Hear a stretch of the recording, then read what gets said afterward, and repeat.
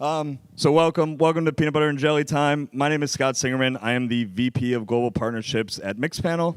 And my name is Ryan Seams. I head up the customer success team at Mixpanel. For those who don't know what Mixpanel does, we compete against Amplitude in product analytics. We already got the introduction, so happy to be here today, and I will pass it back to Scott. And as CS and partnership leaders, we're here today to talk about the value of strong alignment between our respective functions.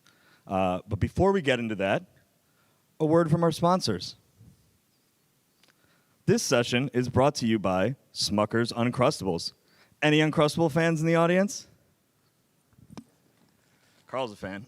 There you go. With no high fructose corn syrup and 6 grams of protein, Smucker's Uncrustables is the perfectly depressing thaw and eat snack for you to sneak in between 14 back-to-back Zoom meetings. Smucker's Uncrustables.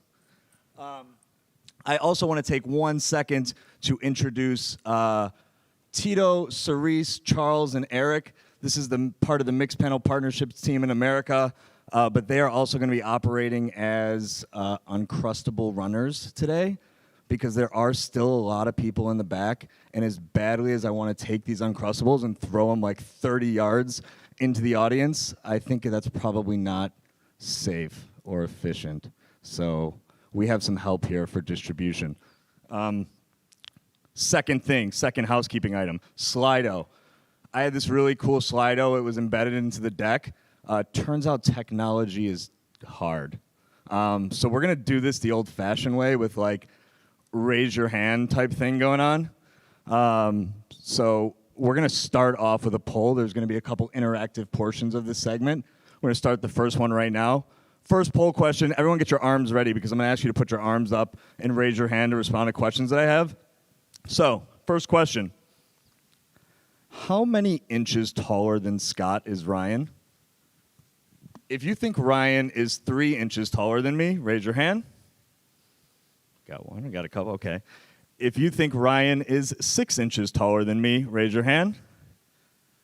Got a lot of folks. If you think Ryan is 8 inches taller than me, raise your hand. Got one in the front row.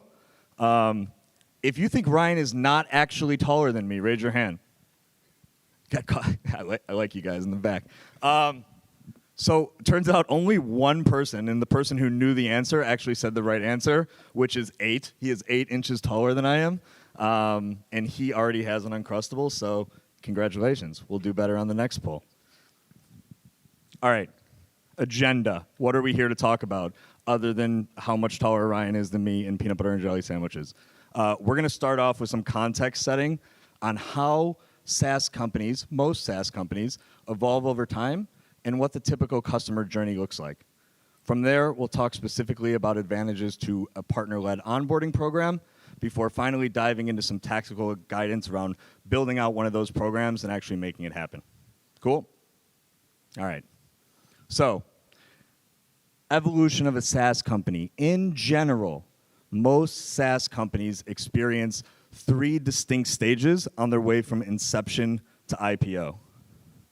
And before I talk through each stage, I'll start with a caveat. I am generalizing. Not all SaaS companies go through these stages. I know there's going to be like some hardcore PLG people in the audience that are going to be like thinking, that's not how Atlassian does it. And you're right, it's not how they do it. However, most SaaS companies do follow this model. So the first stage is finding product market fit. We call this the land stage. This is roughly 0 to 50 million in ARR. Maybe it's 0 to 10 million, maybe it's 0 to 20 million, depending on who you are. For illustrative purposes, we're saying 0 to 50 million, but really the point here is like, this is the stage of your company where you just want anybody to buy your product. Yeah, and internally, right, your customer success resources are probably one role, they have one name, and they're wearing many hats. They're support, they're customer success, they're onboarding, maybe sales engineering, all sorts of different roles within that one role. And they're doing anything possible, right, to get customers value from the product. Generally, they're actually plugging holes that exist in the product where you haven't actually built the features yet, and they're serving kind of as that vital feedback loop to really make sure that your product evolves to get to that product market fit. From a partnership standpoint, you may not even exist yet. And if you do exist, you probably just have your sales leader asking you to bring them pipeline. For what it's worth, that never ends. Across all these stages, they're going to ask you to bring them pipeline. But if you are lucky enough to graduate from that first stage, you found product market fit, and you move on to the second stage, which we're calling land and expand. This is roughly 50 to 100 million, right? It could vary, but for purposes here, we're calling it 50 to 100. This is where you want people to not just buy your product, you want them to continue using it and get value out of it and buy more of your product, right? This is the land and expand portion. Yeah, internally, this is really where your roles start to specialize. You're going to have an onboarding team, a customer success team, a support team, all those different functions that start to specialize in portions of the customer journey. And that team, right, they're going to be focused on net retention. How do we keep these customers? How do we expand them and grow with them over time? When I joined Mixpanel like 3.5 years ago, this was the phase that we were in. We had an internal professional services team, and they were selling professional services packages to our customers. And our sales team was incentivized to sell those internal PS packages to customers. That was a challenge. There was actually a disincentive for our sellers to work with partners, services partners and delivery partners. And while I knew that was a challenge, I also knew that we were doing the very difficult and challenging work of creating a services economy. And our partners would later benefit from the creation of that services economy, the assigning value to the services and the work that go along with the technology purchase for when we got to the last stage of this cycle, which we're calling here land and expand at scale. Yeah, and at this point, from a customer success perspective, right, you've pretty much hit product market fit. You've saturated your ICP. You're probably creating new product lines. You're going global. You're starting to see your product adopted in all sorts of markets. And this diversification of customer needs becomes really, really difficult to handle internally with all your resources and still provide that great customer experience that you did at some of those earlier phases. Yeah, I mean, this is the point where like you've really crossed the chasm, so to speak. And I know Ty's a big finance guy. So in addition to like the functional challenges of serving these customers internally that Ryan was talking about, there's like a really practical reason that customers also look, or companies look to at this point, like flip the partner switch. And the really practical reason is once you've crossed 100 million in ARR, companies are usually thinking about some stage of IPO readiness. And when a company is going to go public, they look at what are the investors, what is the street going to think about the company, how are they going to value us as a SaaS company. And investors really like to see one-time professional services revenue as a percentage of overall revenue in the 10 to 20% range, right? Those SaaS application revenues, those are high margin, they're recurring, they're of higher value. The one-time services revenue, lower value, lower margin. So in general, when investors are looking at you as a company, they want to see more application revenue, less services revenue, and that's why you can't just hire PSCS teams into perpetuity and like build out a gigantic, massive professional services organization within the company. Talking about that 100 million mark, is there anybody in the audience that is familiar with the term unicorn? You gotta laugh. No I gotta one laugh wants on the crustable unicorn at thing. this You point. guys have probably heard this before. In 2022, I think there are more than 1,000 tech unicorns. Bessemer Ventures recently coined the term centaur, right? So we're now evolving from unicorn to centaur to represent companies that have eclipsed the 100 million ARR threshold.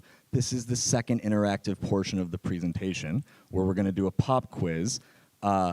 If there are 1,000 approximately tech unicorns out there, $1 billion plus in valuation, how many approximately SaaS companies have reached 100 million plus ARR? If you think the answer, old-fashioned way, remember, so arms. If you think the answer is 150, raise your hand. Okay, we got 2. If you think the answer is 300, raise your hand. Got a few. If you think the answer is 600, raise your hand. Lost some hands along the way. I lost some hands along the way. If you think the answer is 50, raise your hand. Pretty like even distribution. There's definitely not something overwhelming. But again, The right answer is, put your hands up if you said 150. There was only 2 of you. I know who you were. Get him. Get him. Go get him. We can do him. We need our peanut butter and jelly distribution for the one in the back. 150 companies, only 150 have eclipsed 100 million in ARR. So it is about 7 times more rare. The centaur is about 7 times more rare than the unicorn. That's my takeaway from this quiz. Now you're probably wondering, why are we talking about centaurs and unicorns, and how does it apply to Uncrustables and peanut butter jelly time? Let's bring this all together. So the reason we bring this up, right, is what it probably means is most people in the audience are actually here thinking about, when do I bring in partners? How do I build this program? And at what point, right, in that customer journey, do I bring partners in? And so, again, if we overly simplify a SaaS customer journey here, and particularly we're talking customers, not prospects, we have this initial phase where a deal closes and you hand off, right? A prospect signs, they become a customer. You start to get all of your post-sale resources aligned and set up to say, what are the use cases? How will we drive value for this customer? Next, you have onboarding. This is typically a person early on, maybe a team later. They're going to be really focused on getting that customer to initial value. This might be implementation, configuration, project management. After that initial value, you typically move to adoption. How do we not just have one person, one user, one team with value, but spread that across different users, different teams? This is where customer success is probably doing training, change management, et cetera. And then lastly, renewal and advocacy. Well, assuming everything went well to this point, right, this customer is going to be happy, they're going to renew, they're going to grow with you, and they can ultimately become an advocate for your brand to help bring in new customers as well. And so if you look at these 4 phases, right, you could actually bring partners in at any of these phases. And All of them. as you All grow, of them. As you grow, they probably will be involved at some point in all of these phases with your customers. But I think the big question here is, where do we start, right? What is the first place that we might bring partners in? And for us, we're here to talk about onboarding. So, Scott, why partner-led onboardings? Why partner-led onboardings? Good question, Ryan. Isn't it amazing how I've trained my customer success counterpart to say, we bring partners into all parts of the post-sales process? Define trained. Yeah, exactly. But before we get into answering that question, in order to help answer the question, we're going to do another pop quiz and a visual aid here. This one doesn't involve your arms. This one involves your voice. So I'm going to put a photo on the screen. Pop quiz, that's what's happening. I'm going to put a photo on the screen, and if you know the answer to the question, please shout it out. Don't be shy, all right? Who is this?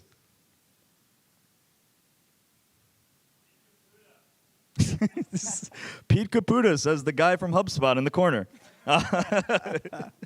For those that don't know or didn't happen to work at HubSpot at some point in their career, Pete helped scale HubSpot's channel program from basically $0 to 100 million in revenue. Today, HubSpot does roughly 40% of their almost $900 million in revenue through the channel. Anybody who knows me personally knows that I have a well-documented company crush on HubSpot. And that is part of the reason why I used this quote from Pete when I was making the business case internally to our executive team about why we should launch a partner-led onboarding program. Because I think an objection that you might get from your executive team is, why would we just give revenue to partners? Why would we just send revenue that is coming to us to partners? And I see Oz sitting there, and he's like, no, it's a good idea, trust me. But the reason that it's a good idea, as I really like the first sentence that I highlighted, which is, we're not just sending revenue to partners, it is a mutually beneficial deferment. What that means is when we invest in our partners by sending them services revenue, they reinvest that revenue back into us. They're able to grow their businesses. They're able to grow their mixed panel practice. They're able to hire more resources, train more of them. And that creates, at the bottom, what we're talking about, this very virtuous cycle that benefits the partners, it benefits the customers, and ultimately it benefits the company, whether it's HubSpot or Mixpanel in our case. So getting into a broader business case as you're talking to other executives in the company around, like, why would we even entertain doing this? Starting with who are we starting with? The Chief Customer Officer? So yeah, Chief Customer Officer, Head of CS, depending on the stage of the company. The real pitch here is actually around best in breed. And what we mean by that is Having partners and your internal resources working with a customer actually adds breadth and depth to their experience. Your internal customer success team is going to be experts in your product, the ins and outs of your product, and how your product works. But we all know today, your product's going to connect to another product. It's going to be used downstream with other SaaS products. And that's really where partners come in and provide that breadth of experience, right? They're going to better understand the whole technology stack, the entire ecosystem, specific industries, specific geographies. And having both together really brings to the best approach to that customer experience. And I mean, to this point, we actually regularly get FUD from some of our competition. Some may even call them an arch rival, who says that we outsource our onboarding to partners. And we actually love when we hear this, because as much respect as I have for the CS organization and CSMs, I used to be a CSM. I have a ton of respect for it. I think it is highly, highly unrealistic that the CSM at your tech company is going to be an expert across every industry, across every single use case, and across every single tech stack that they come with. So we like to take this best-in-breed approach where we take the breadth of expertise from our partner network and our ecosystem and combine it with the product depth of expertise with our CSMs, and we think that's the best route for the customers and provides the most value. Second piece, CFO business case. CFO is like, hey, cost, right? I was talking about this earlier. I alluded to it. The street and investors want to see that professional services, one-time revenue, lower in like that 10 to 20% range. When you're talking about using partners in the post-sales, you are lowering your cost to serve customers. You are able to scale customer success and your customer coverage without necessarily scaling costs. CFOs really love to hear that. Yeah, next, Chief Revenue Officer, VP of Sales, Head of Sales, et cetera. Bringing in partners, right? It's actually that virtuous cycle that we just saw in the quote. So you can actually serve more customers more effectively. They'll become advocates, bring leads back into your business, and ultimately create a revenue-generating engine through your partner network there.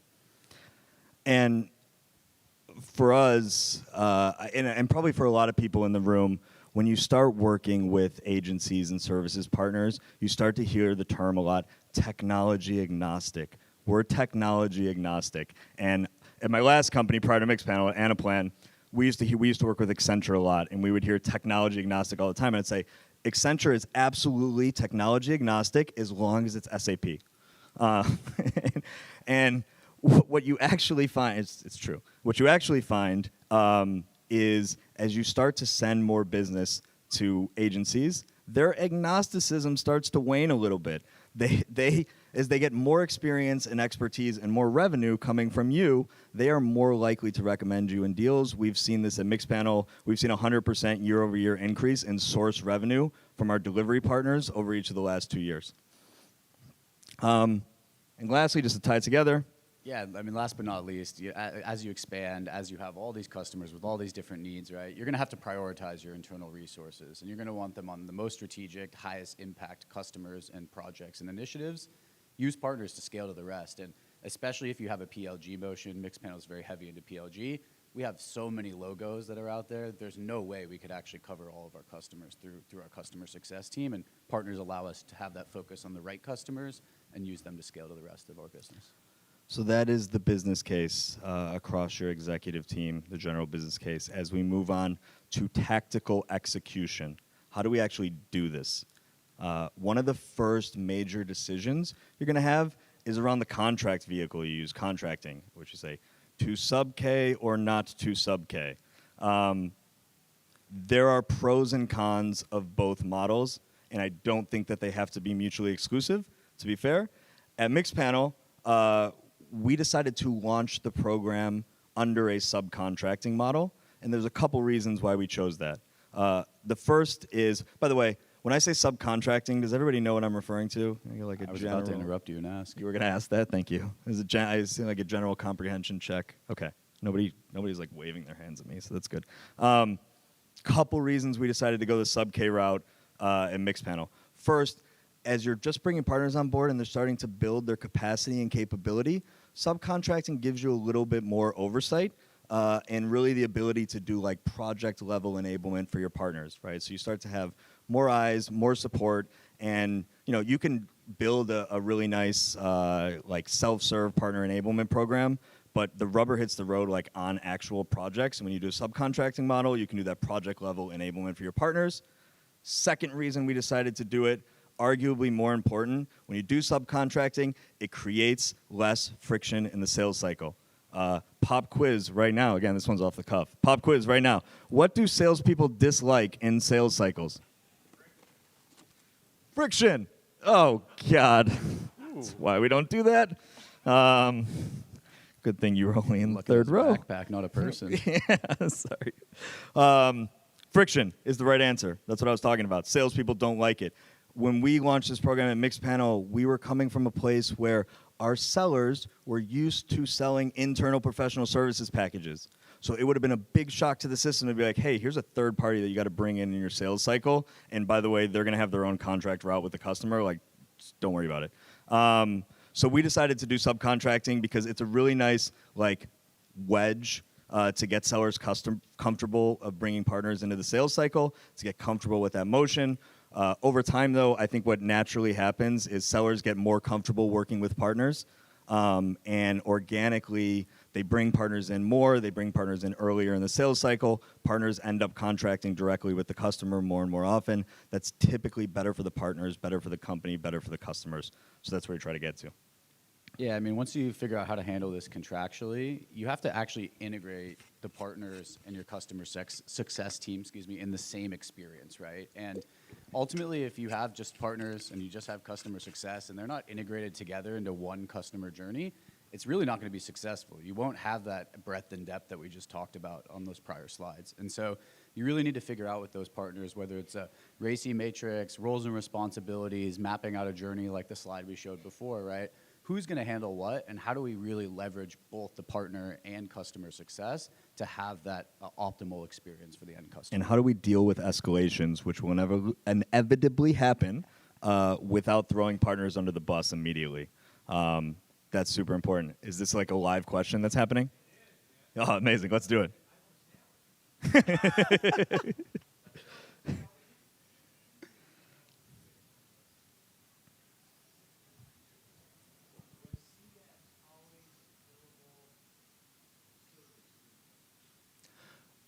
We went through a transition, and that was actually when he took over customer success from his predecessor, and that's why the first day of the job, I turned to him and I said, you are going to be the peanut butter to my jelly, hence the title for the session today, so thank you for tying that together. But we went through this CS like... Yeah, we started as free, we went to paid, now we're in a hybrid model at this point. Yeah. Yeah, you're basically saying, how do I create that services economy that we had earlier, right? Yeah. How do I assign a dollar value to something that someone's doing? Yeah, I think it's hard to just bring a partner in out of nowhere and say, okay, great, now that there's a partner, they're going to do something different than CS. Logically, it's easier to carve out at the beginning, hey, maybe implementation starts to have some sort of fee. Some premium customer success starts to have a fee, right? And kind of outline where are those lines drawn between what we give as part of your subscription and what costs extra and we're going to go above and beyond for. And you can start to, probably pilot that with some of your larger customers who have more propensity to spend and see what their appetite is. And that's where you can kind of get an idea of, okay, should implementation be for a fee? Should some of this recurring stuff be for a fee, et cetera? You're good. Go. I appreciate that. But to this last point about somebody get this man a PB&J. Jeez. Thank you. Thanks, Charles. To that point, though, here on this hybrid approach, it is important the language that you use to talk about it. Internally, we talk about a hybrid approach. So when we have someone say, oh, Mixpanel, they outsource their services to partners, is like, no, we actually give you a hybrid approach where you're going to get a partner and you're going to get a CSM. And I think it's really important that the customer perceives that they have one team and not like two separate entities that they're getting. And not just perceives, they actually get that. They actually, thank you. Perception is reality and all of that stuff. The devil is in the handoffs. This is just to say that like the reality of this is it's a big lift. It's like a cross-functional, cross-organizational effort, and sales and partnerships and CS need to be in lockstep the whole time to create that seamless customer experience that we're talking about. From our experience, where things start to break down is during the handoffs, right? When sales closes a deal and you bring a partner in for the onboarding, when the partner wraps up the onboarding and wants to pass it back to the CSM to do the adoption phase, we can do an entire session on the challenges that exist in these handoffs. But I'm looking at the clock and we don't have time to do that. So lastly, just to tie off, Yeah, set up your systems and tools to support not just your internal resources, but partners as well, right? So your CRM should actually integrate which partners, working with which customer, what type of contract do they have, et cetera. And in addition, not just your CRM, but also in terms of your project level execution, whether that's a customer success platform, a professional services tool, look at all the projects, the ones that are owned by partners, the ones that are owned internally, and manage that as a portfolio, right? It is your customer experience at the end of the day, whether a partner's delivering or a mixed panel is internally. and we started this off by like hacking this together with duct tape and paper clips, also known as Google Sheets and Notion docs. Over time, we've gotten a little bit more sophisticated, and we have our partner motions more integrated into our CRM and our PRM and our Vitally, not Vitality, Vitally, our customer success system. Shout out Vitally. So that's the tactical execution points. The last thing I want to leave you with, we have 3 minutes. I want to take a couple questions if there's anyone else here. But something that we've presented to our companies, to our company together, is this quote, which I'll attribute to myself. Great SaaS businesses are built on strong sales CS collaboration. Iconic SaaS businesses scale through strong CS, sales, and partnerships collaboration. I hope that everybody here today is striving to be iconic. Thank you for your time. If there's any questions, we'll do it now. If you ask a question, you get an Uncrustable, unless I don't like the question. Do we have time for questions? I see we're 5 over. Okay. 2? Okay. One check. back. How many partners do you select to do the outsourcing to? Is it just a handful, select partners? It's if you have a large ecosystem, it seems like you're going to alienate some, perhaps. Yeah, it's a good question. So we have like hundreds of certified partners out there, but within each region, we selected a subset of about 4 or 5 that really get like the lion's share of our onboarding, and that's based on one, their investment and commitment to us, and it's based on capacity and capability, who we think are actually the best people for the job from a technical perspective. Over time, though, it's a really interesting lever because you start to get more leverage as you send them revenue to reciprocate the relationship, and so you get to be like traffic cop with who's getting onboardings and who's getting revenue based on who's providing more value to you, whether that's revenue or there's other things partners can do aside from revenue. Cerise, can you give him a PB&J? Thanks. I'm not going to throw it back there. It's dangerous. Any other questions?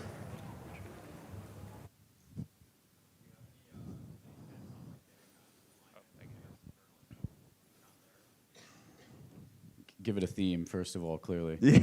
Yeah, just give it a theme.